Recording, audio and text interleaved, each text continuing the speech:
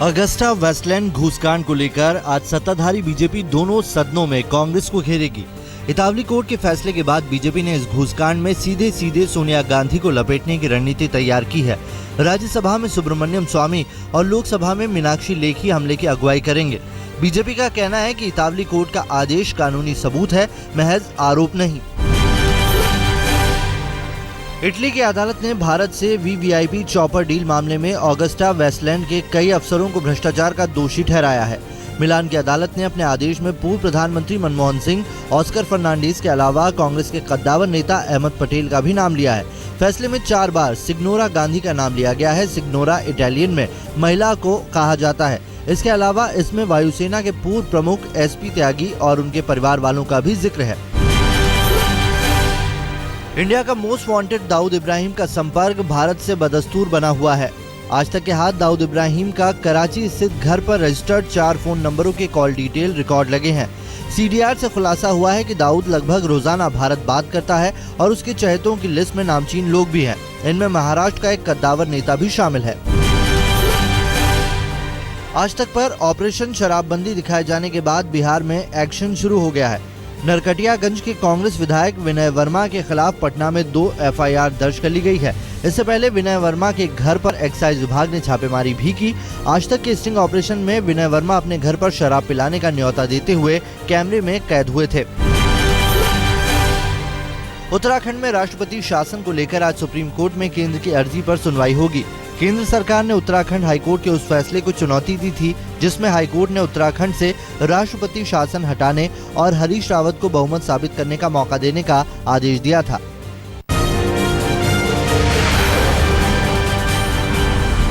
आम आदमी पार्टी की राष्ट्रीय परिषद की बैठक आज होगी। बैठक में दिल्ली के सीएम अरविंद केजरीवाल को फिर से पार्टी का राष्ट्रीय संयोजक चुना जाएगा। साथ ही राष्ट्रीय राजनीति में केजरीवाल की बड़ी भूमिका को लेकर भी ऐलान हो सकता है। बैठक में कार्यकारिणी में नए सदस्यों का भी चुनाव होगा। इसके अलावा बैठक में राजनीतिक मामलों की समिति भी चुनी जाएगी।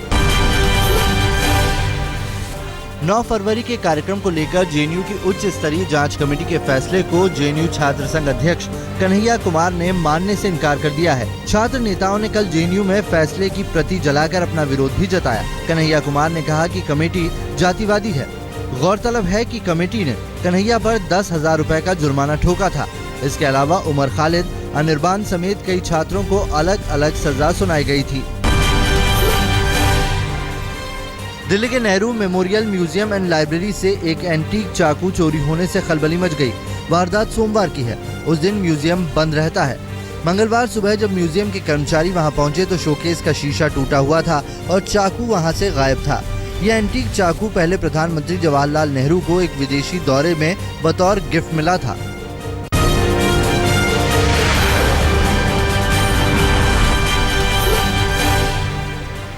मुंबई के लोकमान्य तिलक नगर रेलवे स्टेशन के प्लेटफॉर्म नंबर 3 पर जीआरपी के जवान रेल मुसाफिरों से वसूली करते सीसीटीवी कैमरे में कैद हुए हैं।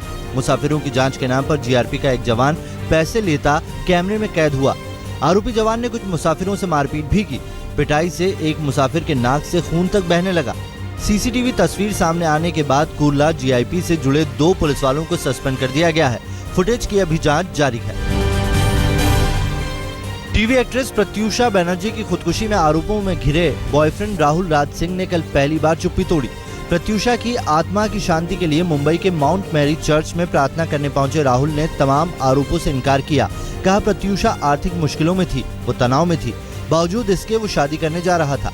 राहुल के मुताबिक वो खुदकुशी कर लेगी, इसका तो उसे एहसास तक नहीं था।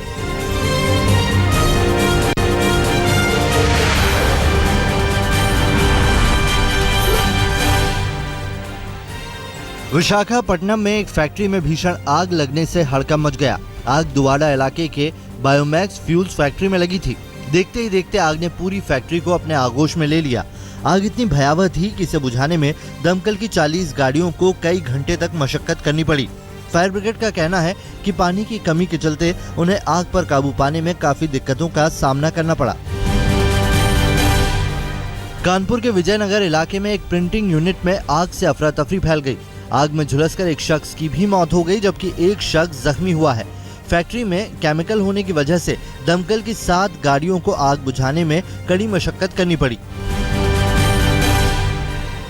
अमृतसर के बस स्टैंड के पास बनी IDH मार्केट में बनी 4 मंजिला दुकान में कल आग से लाखों का माल जलकर राख हो गया।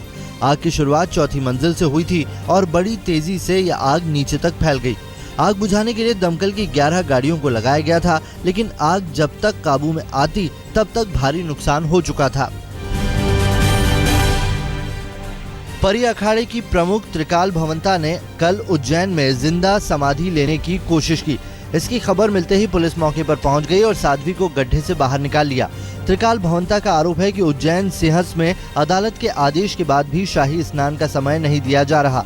इसके अलावा उन्हें बाकी अखाड़ों के बराबर सुविधाएं भी नहीं दी जा रही।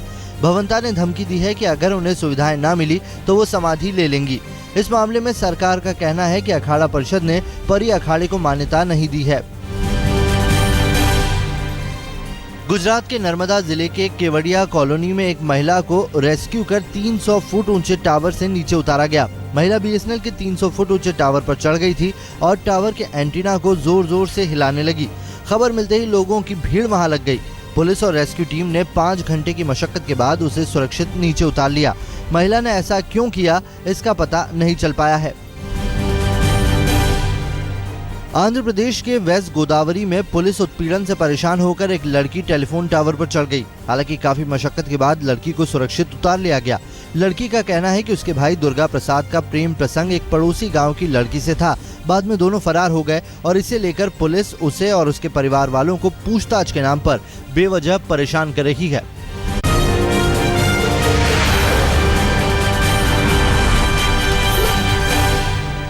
कांग्रेस के पूर्व सांसद नीलेश राणे और 4 अन्य लोगों के खिलाफ ठाणे पुलिस ने मारपीट और अपहरण का मामला दर्ज किया है। चिपलून के एक कांग्रेस कार्यकर्ता संदीप सावंत की शिकायत पर नीलेश के खिलाफ ये मुकदमा दर्ज हुआ है। नीलेश राणे ने आरोपों से इनकार किया है। पटना के पनास होटल में छापा मारकर पुलिस ने 7 बिजनेसमैन गिरफ्तार किए हैं। आरोप है कि ये सभी होटल के कमरे में शराब पी रहे थे। पुलिस ने इनके पास से विदेशी शराब की कई बोतलें भी जब्त की। पकड़े गए सभी कारोबारी मुंबई और गुजरात के रहने वाले हैं। मध्य प्रदेश के बैतूल में जेवर की दुकान में 2 महिलाओं ने दिन दहाड़े हाथ की सफाई दिखा दी। इन दोनों ने साई ज्वेलर्स में 5 जोड़ी पायल पर हाथ साफ कर दिया। इनकी सारी करतूत CCTV कैमरे में कैद हो गई। यूपी के मुरादाबाद में पुलिस ने एक गैंग के 4 बदमाशों को गिरफ्तार किया है। ये आरोपी लड़कियों को अश्लील मैसेज भेजते थे। आगरा में एक नाबालिग लड़की से रेप का सनसनीखेज मामला सामने आया है। रेप के आरोपी को पकड़कर लोगों ने बुरी तरह से पीटा, उसके बाद पुलिस के हवाले कर दिया। मध्य प्रदेश के नीमच में लड़की से छेड़छाड़ के आरोप में भीड़ ने एक युवक की जमकर धुनाई की। पिटाई के दौरान आरोपी लगातार माफी मांगता रहा, लेकिन लोग उसे लात घूंसों और बेल्ट से पीटते रहे। पिटाई के बाद आरोपी को लोगों ने नीमच कैंट पुलिस के हवाले कर दिया। मध्य प्रदेश के रतलाम में मंगलवार रात CBI की टीम ने रतलाम रेल मंडल के एक इंजीनियर को 1 लाख रुपए की रिश्वत लेते रंगे हाथों पकड़ लिया। मामला दर्ज कर इंजीनियर को गिरफ्तार कर लिया गया है।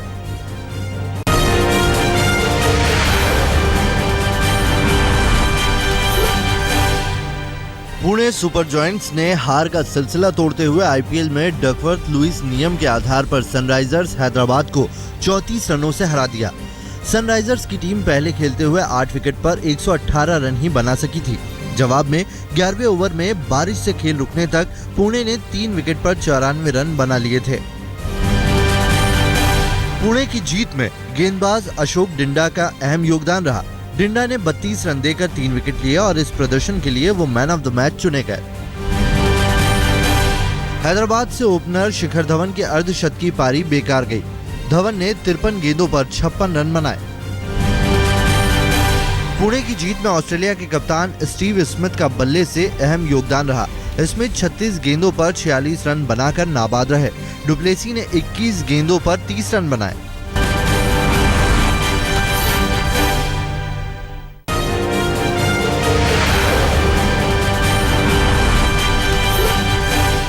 सेंसर बोर्ड से सेंसरशिप की ताकत छिन सकती है।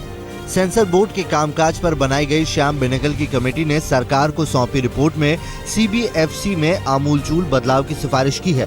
इन सुझावों में यू सर्टिफिकेट की फिल्मों में रचनात्मकता की काटछांट से बचने की सिफारिश की गई है।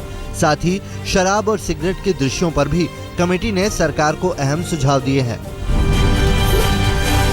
ओलंपिक एम्बेसडर विवाद में अभिनेत्री ऐश्वर्या राय बच्चन ने सलमान खान का समर्थन किया है।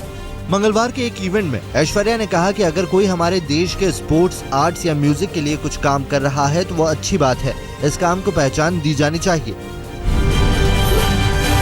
कंगना कैंप की तस्वीर के जवाब में अभिनेता ऋतिक रोशन के खेमे ने भी कुछ तस्वीरें जारी की है। ऋतिक के साथ एक तस्वीर जारी कर कंगना के वकील ने ऋतिक के इस दावे को झूठा बताया था कि दोनों के बीच सिर्फ सामाजिक रिश्ते थे। ताज़ा तस्वीरों में ऋतिक कई महिलाओं के साथ उसी पोज में नजर आ रहे हैं जिस तरह कंगना के साथ दिख रहे थे। जानकारों के मुताबिक इन तस्वीरों से ऋतिक खेमा ये बताने की कोशिश कर रहा है कि तस्वीरों के पोज से रिश्तों की गहराई को साबित नहीं किया जा सकता।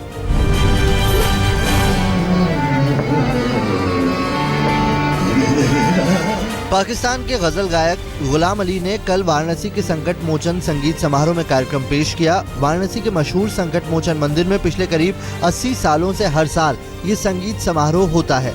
समारोह में हर कलाकार मुफ्त में परफॉर्म करते हैं। बॉलीवुड एक्ट्रेस सनी लियोनी बॉलीवुड के 3 खान आमिर, सलमान और शाहरुख खान के साथ काम करना चाहती है। सनी अपनी फिल्म वन नाइट स्टैंड के प्रमोशन के सिलसिले में नागपुर आई थी। उन्होंने कहा कि 6 मई को रिलीज हो रही फिल्म वन नाइट स्टैंड को लेकर उन्हें काफी उम्मीदें हैं। बॉलीवुड के बादशाह शाहरुख खान ने फिल्म ट्रैफिक के लिए एक्टर मनोज वाजपेयी को शुभकामनाएं दी हैं। शाहरुख ने कहा कि मनोज वाजपेयी से उन्होंने काफी कुछ सीखा है। उन्हें उम्मीद है कि 6 मई को रिलीज होने वाली उनकी फिल्म ट्रैफिक हिट होगी।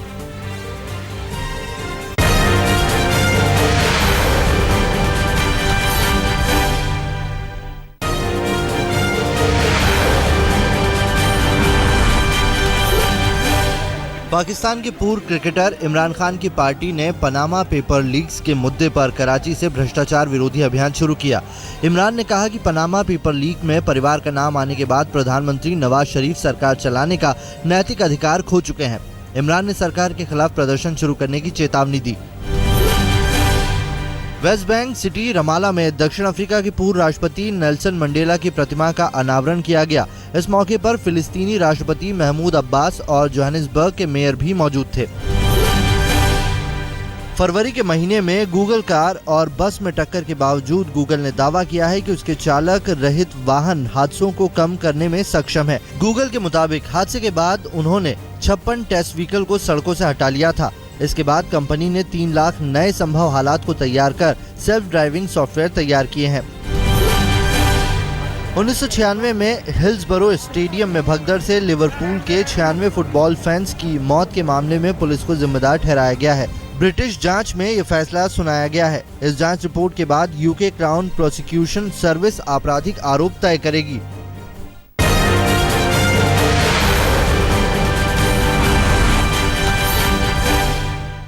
थोड़ी देर बाद भारत के विदेश सचिव एस जयशंकर और पाकिस्तान के विदेश सचिव एजाज चौधरी के बीच साउथ ब्लॉक में अहम बैठक होने वाली। पठानकोट हमले के बाद यह पहली विदेश सचिव स्तरीय वार्ता होगी।